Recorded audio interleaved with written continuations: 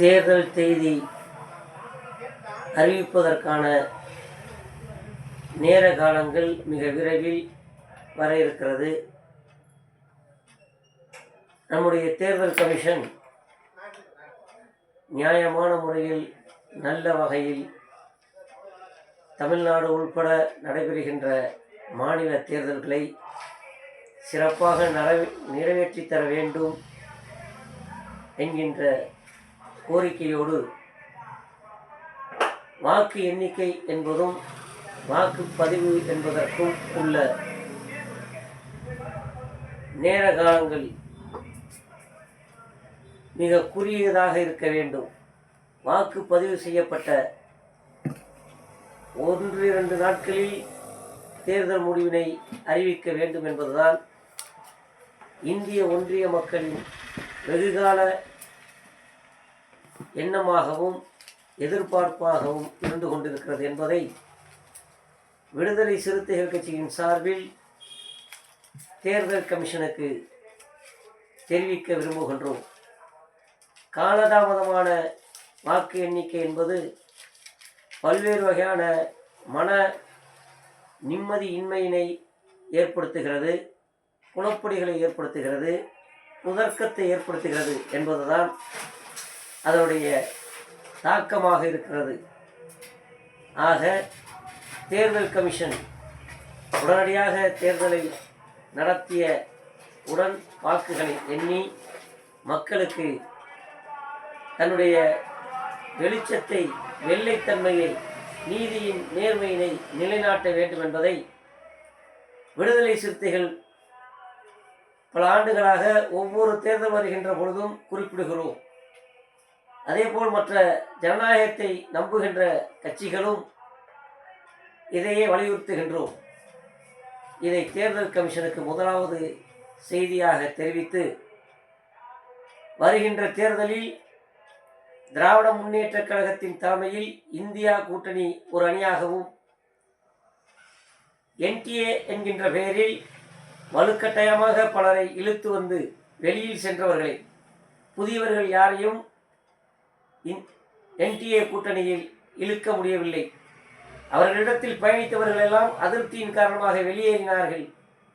வெளியேறியவர்களை மீண்டும் இழுத்து வந்து நிப்பாட்டியிருக்கிறார்கள். அண்ணா திராவிட முன்னேற்ற கழகம் உள்பட பாரதிய ஜனதா செய்கின்ற சூட்சம திட்டமாக செயல்படுகிறது.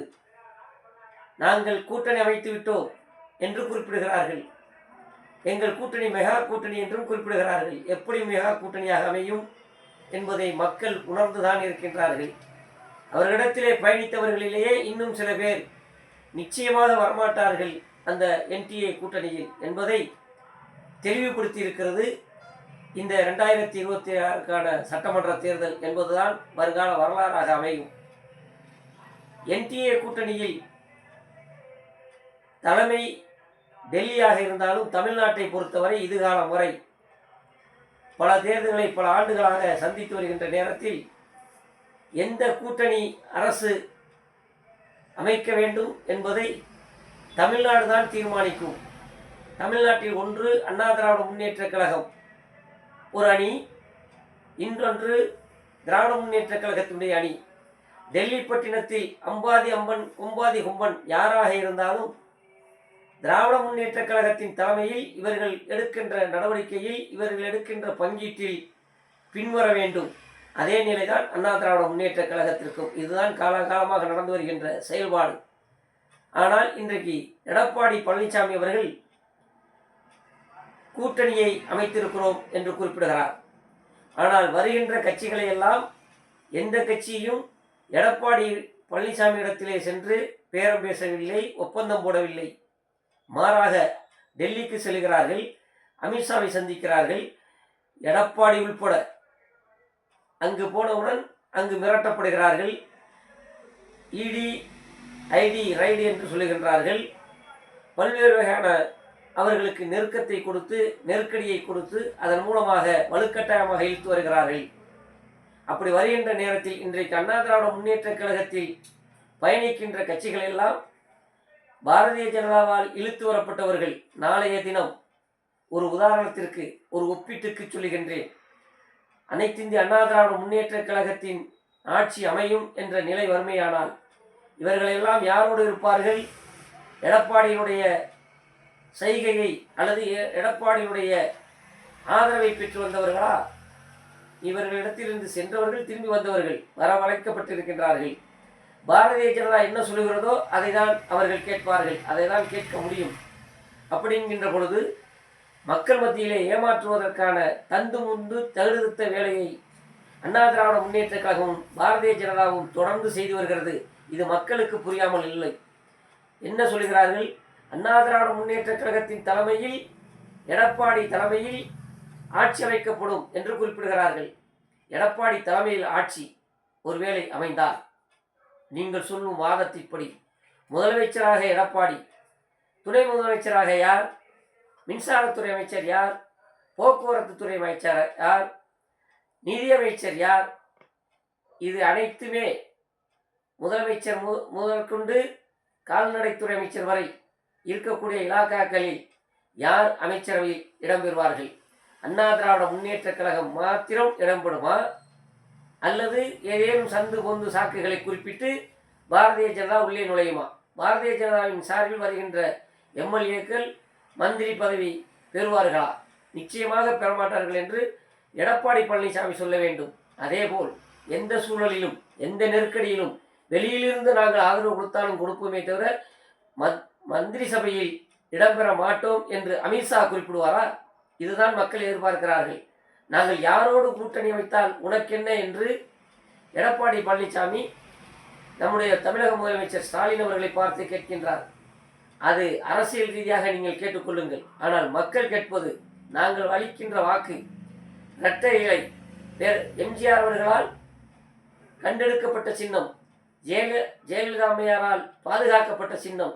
அந்த சின்னத்திற்கு நாங்கள் வாக்களிக்கின்றோம். அந்த சின்னம் அங்கீகாரம் பெற வேண்டும் என்பதற்காக நாங்கள் துணை நிற்கிறோம். ஆக நீ எங்களிடத்திலே வாக்கை வாங்கி நீ யாரோடாவது ஒரு கல்சரையோடு சென்று எங்களுடைய வாக்கினுடைய வல்லமையை, எங்கள் வாக்கினுடைய மதிப்பினை குறைக்கும் நிகழ்ச்சியில் ஈடுபடுவாயானால் அந்த வாக்கை நாங்கள் யாருக்காக அளிக்க வேண்டும் என்று மக்கள் கேட்கின்றார்கள். நீ கேட்பது, அதாவது எடப்பாடி பழனிசாமி கேட்பது ஸ்டாலினை பார்த்து, நாங்கள் யாரோடு கூட்டணி அமைத்தால் உனக்கென்ன என்று. யாரோடு கூட்டணி இல்லை, நான் 10 பைசா செலவு செய்கிறேன் என்றால், ₹1 செலவு செய்கிறேன் என்றால் அதற்கான மதிப்பும் அதற்கான தன்மையும் அதை பெறுகின்றவர்களுக்கு அமைய வேண்டும் என்கின்ற நோக்கத்தில் தான் இருக்க வேண்டும். அதுதான் மனித இயல்பு, ஜனநாயக கலாச்சாரம். அந்த வகையில் தேர்தலில் நாங்கள் யாரோடு வேண்டுமென்றாலும் கூட்டு சேர்வோம் என்று இருமாப்பாக பேசுவீர்களானால் எங்கள் வாக்குகளை வாங்கி, எங்கள் வாக்குகள் என்றால் பொதுமக்கள் வாக்கு வாங்கி, நீ பிஜேபியோடும் ஆர்எஸ்எஸோடும் கூட்டணி சேர்ந்து தமிழ்நாட்டில் பல்வேறு வகையான இன்னலையும் இடைஞ்சலையும் கொண்டு வருவதற்கு இப்பொழுதே கொண்டு வந்து கொண்டிருக்கிறார்கள். திராவிட முன்னேற்ற கழகத்தின் ஆட்சி, திராவிட மாடல் ஆட்சி தமிழ்நாட்டில் நடப்பதால் உங்களால் ஒன்றும் செய்ய இயலவில்லை. தர வேண்டிய நிதிகளை ஒதுக்குகிறார்கள். இப்பொழுது பட்ஜெட்டில் கூட எந்த விதமான ஒரு அறிவிப்பும் தமிழ்நாட்டிற்கு இல்லை. அதை இதுவரை கூட்டணியில் இருக்கின்ற நீங்கள் கேட்டீர்களா? எடப்பாடி கேட்டாரா? எங்கள் தமிழ்நாட்டை புறக்கணிக்கிறீர்களே, உங்களோடு நாங்கள் எப்படி கூட்டணியில் தொடர்ந்து பயணிக்க முடியும் என்று ஒரு அறிவிப்பு செய்ய முடிந்ததா? முடியுமா உங்களால்? நீங்கள் அதை கேட்பீர்களானால் அடுத்து என்ன வரும் என்று மக்களுக்கும் தெரியும், உங்களுக்கும் புரியும், என்ன ஆட்டுவார்கள் என்று. ஆக தமிழ்நாட்டினுடைய மக்கள் விழிப்புணர்வோடு இருக்கிறார்கள், நல்ல உணர்வோடு இருக்கின்றார்கள். திராவிட மாடல் ஆட்சி இப்பொழுது கடந்த 5 ஆண்டுகளில் மக்களுக்கு எந்தெந்த பணிகளை எப்படி செய்ய வேண்டுமோ அப்படி செய்து கொண்டிருக்கிறார்கள். அண்மையில் கூட சூழ்ச்சி செய்கிறது பாரதிய ஜனதா. மாதம் பெண்களுக்கு கொடுக்கின்ற இலவசம் உரிமை தொகை 1000 கற்பனை செய்தார்கள். கற்பனை செய்வதற்கான முயற்சியில் ஈடுபட்டார்கள். அதை புரிந்து கொண்ட காரணத்தினால் 1000 நீங்கள் நிறுத்த நினைப்பீர்கள் என்றால் 5000 கொடுப்போம் என்று குறிப்பிட்டு தான் இன்றைக்கு மக்களுக்கு வழங்கி கொண்டிருக்கிறது இன்றைய திராவிட மாடல் அரசு. இந்த அரசில் இந்த அங்கம் வகிக்கின்ற விடுதலை சிறுத்தைகள் கட்சி உள்ளிட்ட அனைத்து கட்சிகளும் திராவிட முன்னேற்ற கழகத்தின் இந்தியா கூட்டணியின் வெற்றிக்கு உறுதுணையாக இருப்போம். இதற்கு மத்தியில் திராவிட முன்னேற்ற கழகத்தில் பேரம் பேசுகிறார்கள். காங்கிரஸ் வெளியேறிவிடும், விடுதலை சிறுத்தைகள் அதிருப்தியில் இருக்கிறது என்று புரளியை கிளப்புகிறீர்கள். எங்கும் எந்த சூழலிலும் அதிருப்தியும் இல்லை, பிளவும் இல்லை, விரிசலும் இல்லை. நீங்களாக வாய் பிளந்து நிற்கிறீர்கள். உங்கள் வாயில்தான் விரிசல் இருக்கிறதே தவிர எங்களுடைய கூட்டணியில் எந்த விதமான விரிசலும் இல்லை. நாங்கள் விடுதலை சிறுத்தைகளை பொறுத்த வரைக்கும், உதாரணத்திற்கு குறிப்பிடுகிறேன் ஒரு கட்சியை, விடுதலை சிறுத்தைகளை பொறுத்த வரைக்கும் கடந்த முறை 6 தொகுதிகளில் போட்டியிட்டோம், 4 தொகுதிகளில் வெற்றி பெற்றோம், மனதார பெற்றோம். அந்த அரசாங்கம் அமைய வேண்டும், பிஜேபி உள்ளே நுழைந்துவிடக்கூடாது என்கின்ற ஒற்றை எண்ணத்தோடு எங்களுடைய எழுச்சி தமிழர்கள் தேர்தல் தேதி அறிவிக்கின்ற நிலைப்பாட்டில் ஒன்றொரு நாட்கள் இடைவெளியில் சொன்ன வாசகம் உங்களுக்கு ஞாபகம் இருக்கிறதா? பாரதிய ஜனதா உங்களை நெருடல் செய்யுமேயானால், உங்களை நிர்பந்தப்படுத்துமையானால், விடுதலை சிறுத்தைகள் கட்சி இருப்பது உங்களுக்கு சங்கடத்தை ஏற்படுத்துமையானால் நாங்கள் வெளியிலிருந்து ஆதரவு தருகிறோம். எக்காரணத்தை கொண்டும் பாரதிய ஜனதாவுடைய தில்லுமுள்ளு திருவிதாளத்திற்கு திராவிட முன்னேற்ற கழகம் ஈடுபட்டு விடக்கூடாது. நாங்கள் பக்கபலமாக இருக்கிறோம். உங்களுக்கு நெருடல் என்றால் நாங்கள் விலகிக் கொள்கிறோம். தேர்தலையே நாங்கள் புறக்கணித்து உங்களுக்கு முழுமையாக ஆதரவை தருகிறோம். எங்களுடைய ஒற்றை எதிரி பாரதிய ஜனதா, ஆர்எஸ்எஸ்ஸா பாரதிய ஜனதாவா விடுதலை சிறுத்தைகள் கட்சியா என்பதை நாங்கள் பார்த்துக் கொள்கிறோம்.